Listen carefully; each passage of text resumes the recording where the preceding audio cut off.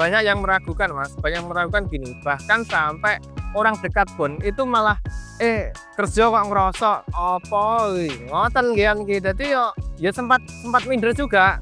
Dari istri saya itu ngomong, "Lah kalau misalkan nggak ada modal, kurang-kurang gini, ya udah jual mas kawin aja," gitu. Nangis Mas wah rasane iki wis kaya ambruk-ambruk kae. Tapi ya piye meneh, terus ternyata istri saya mengikhlaskan itu, ya alhamdulillah, ya mungkin berkahnya dari situ. Waktu itu misalkan ada orang setor rosok, ya saya timbangi sendiri, saya packing sendiri, saya pilih sendiri. Ngusung ya saya juga jadi apa ya, jadi Superman. Omset itu ya di angka ya berapa ratus gitulah, mungkin gitu. Ya bulan. Ayo Pak Iman, Pak. Orang mangan.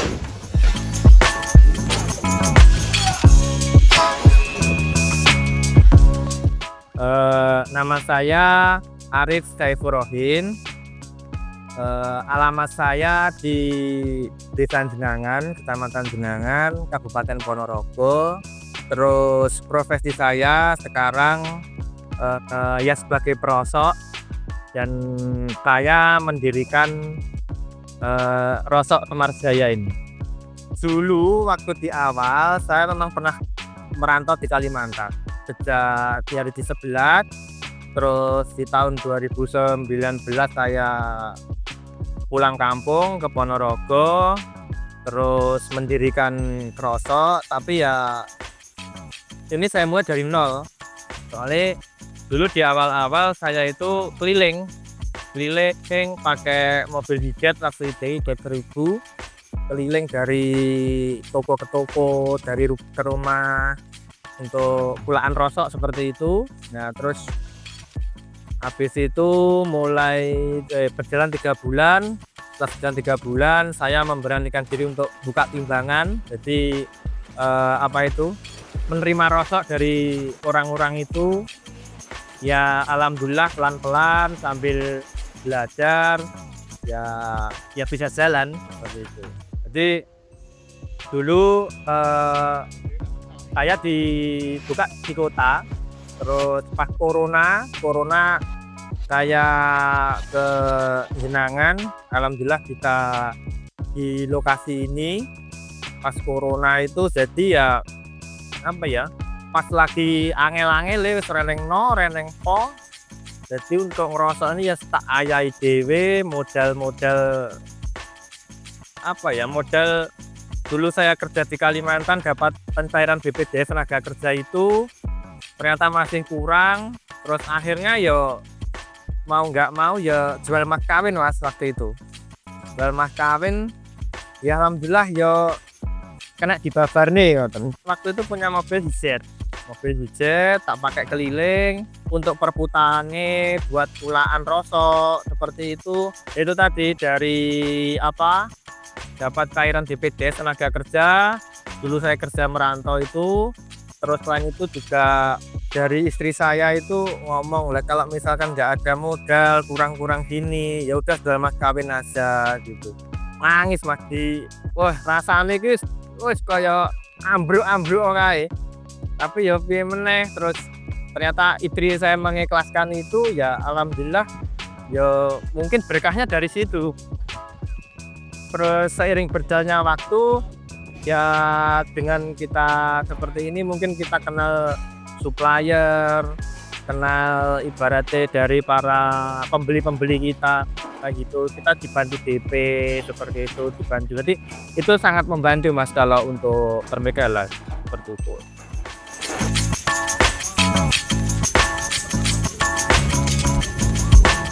Ya mungkin itu bukan pilihan saya sih sebenarnya. Di awal itu bukan pilihan saya. Jadi waktu itu pas saya kerja di Kalimantan, pas cuti, saya ikut teman saya keliling, kok ya lumayan, raketang-ketang kena dinggo urip lah. Ibadah ning Ponorogo ki insyaallah lek nggo ngrosok cukup lah insyaallah seperti itu. Jadi ternyata setelah kayak selami lebih mendalam lagi, ternyata rosok itu enggak cuma sekedar barang bekas, enggak sekedar sampah, tapi ternyata di situ ada nilai plusnya. Ada nilai plusnya untuk meningkatkan nilai ekonomi kita. Banyak yang meragukan, Mas, banyak yang meragukan gini, bahkan sampai orang dekat pun itu malah, kerja kok ngerosok, apa ngoten nggih ki. Dadi ya sempat minder juga, tapi terus saya rasa ya ngapain ya, ngerosok itu juga halal, kayak itu juga dari usaha kita sendiri, dan insya Allah kan itu untuk keberlanjutan lingkungan dan untuk meningkatkan nilai ekonomi. Selain dari diri kita sendiri kan kita juga bisa memberikan manfaat ke orang-orang di sekitar kita gitu. Waktu di awal-awal itu pas 2020 itu mungkin lagi rame-ramenya corona kan, itu bener-bener masa-masa yang sangat sulit, Mas. Jadi waktu itu misalkan ada orang setor rosok, ya saya timbangi sendiri, saya packing sendiri, saya pilih sendiri. Ngusung ya saya juga jadi jadi Superman. Jadi semua saya yang mengerjakan, mulai dari nguli muat, terus bahkan pengambilan seperti itu ya saya sendiri yang nyopiri, saya yang munggah nih sing noto seperti itu. Ya memang itu di awal-awal memang kok ini mentok golek duit kok angel mentok kan gitu, tapi alhamdulillah berkat dukungan dari keluarga dan orang-orang terdekat ya semua bisa berjalan, Mas.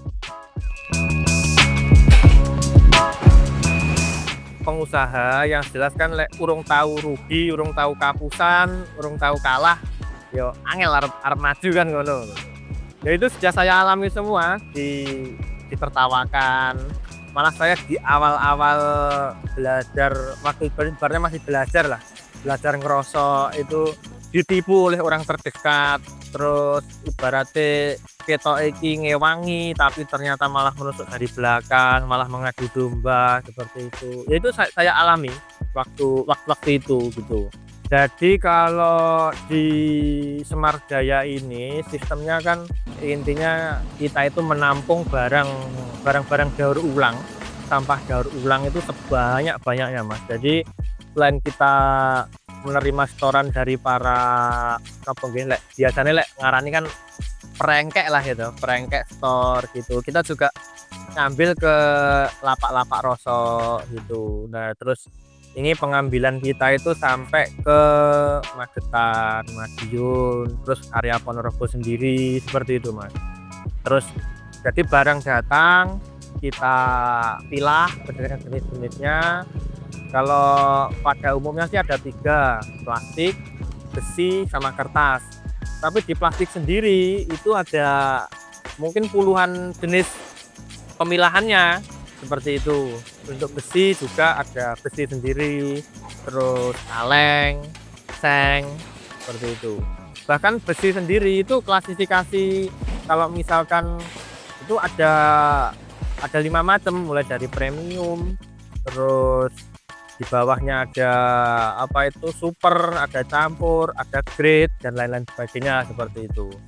Jadi barang-barang itu kita tampung, kita pilah, setelah kita pilah kita packing, setelah kita packing baru kita muat. Nah itu biasanya kita nanti pengiriman ke industri pengolahan daur ulang. Jadi misalkan plastik gitu kita bawa ke tempat penggilingan plastik seperti itu, nanti untuk dijadikan butiran-butiran plastik, terus dicetak lagi jadi barang baru lagi seperti itu. Terus kertas juga sama. Terus kalau untuk besi, nah karena di Semar Jaya ini kita fokusnya ke besi, jadi kita ngirim sendiri besi ke pabrik, biasanya area Surabaya Raya, mulai dari Mojokerto, terus Gresik seperti itu. Nanti di sana juga dijadikan bahan baku untuk daur ulang lagi seperti itu. Terus kita juga pengiriman sampai ke Jogja, Semarang seperti itu. Terus biasanya kalau misalkan nih saya kan fokusnya di besi, terus ada mungkin mitra kita dia fokusnya di plastik. Nah kita nanti barter. Jadi besi plastiknya saya bawa ke sana, nah besinya beliau itu saya garap seperti itu. Jadi istilahnya sebenarnya bagi pengusaha kalau kita bermitra seperti itu Ya ibaratnya kita gendong indit lah, jadi adol ya oleh bati engko adewe kulak sangka apa ibaratnya orang itu ya kita dapat. Ya titik-titik tapi yang penting jalan berputar terus gitu Mas.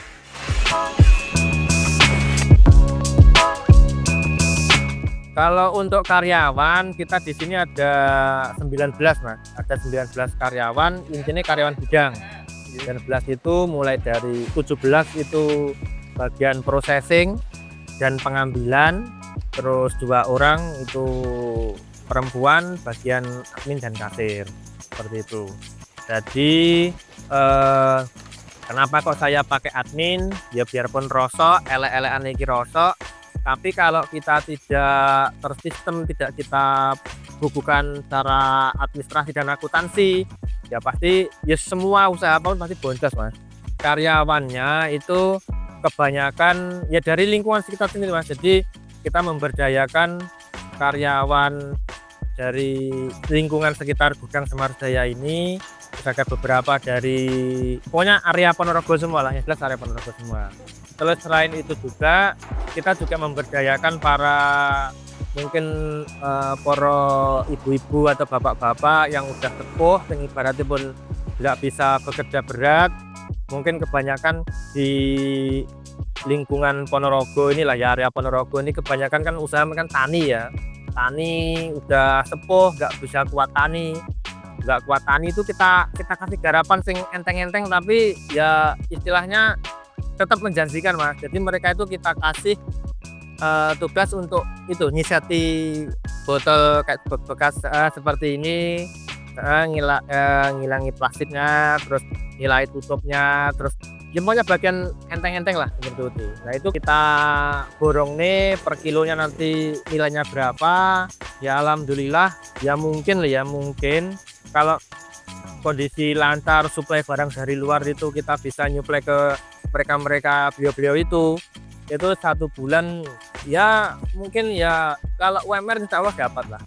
Padahal itu untuk orang yang sudah kepoh yang ibaratnya gak mampu wis ora roso tenagane, tapi insya Allah masih ya kita berdayakan lah seperti itu. Karena Semardaya ini memang kita punya niatan dari dulu itu intinya berkah dan bermanfaat Mas, seperti itu.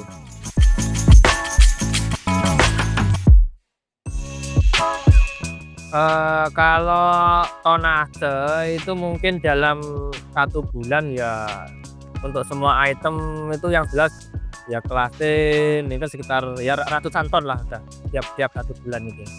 Tiap hari harus mengeluarkan barang. Soalnya ya untuk perputaran itu tadi, soalnya dikatakan kita modalnya banyak, ya enggak banyak-banyak juga. Yo sing kayak akal itu ya. Dia itu ben iso nyukupne seperti itu. Omset itu ya di angka ya berapa ratus gitulah, mungkin gitu. Ya bulan. Tapi kalau orang cuma melihat dari omsetnya saja, tak pikir ya terkadang itu enggak fair lah intinya gitu. Soalnya di Rosok ini omsetnya besar tapi marginnya tuh wipis kayak tisu dibelah 2. Soalnya dipikir secara mungkin orang bagian market selling ya, orang selling gitu, margin segitu itu koyo-koyo ini risikonya sangat tinggi, makanya kita untuk mengurangi risiko itu ya waktunya kita percepat, jadi perputarannya kita cepat. Jadi kalau bisa hari ini kita dapat barang, kalau bisa besok harus kita proses semaksimal pun harus segera keluar gitu setelah kita jual gitu. Soalnya misalkan gitu kejadian yang sudah pabrik kasih info harga turun Rp25 misalkan, Rp25 kalau kali 50 ton berapa itu? Nah, kan kayak gitu. Soalnya ya itu tadi masnya tuh tipis gitu loh. Masnya memang bener-bener tipis. Jadi awak dhewe ora tatak tenan ya siap Mas memang. Berisiko sangat tinggi.